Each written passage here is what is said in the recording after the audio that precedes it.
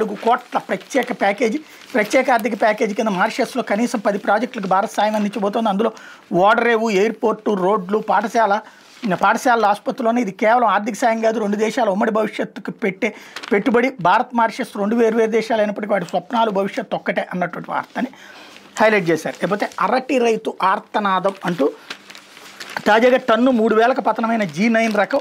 YS Jagan హయాంలో 28,000 నుంచి 30,000 వరకు పలికిన ధర. ఏడాదిగా ధర లేక తీవ్రంగా నష్టపోతున్న అరటి రైతులు.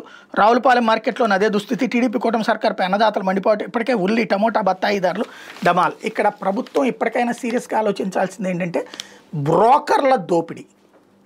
ఇక్కడ అరటి చూస్తే దోల తీరిపోయే రేట్లు ఉన్నాయి. 2 కాయలు 20 రూపాయలు తీసుకుంటున్నారు. 2 అరటికాయలు కావాలంటే 20 రూపాయలు తీసుకుంటున్నారు. 30-40 రూపాయలు చెప్తున్నటువంటి చోట్ల కూడా ఎక్కువే ఉన్నాయి. అలాంటిది అక్కడ ధరే లేదట.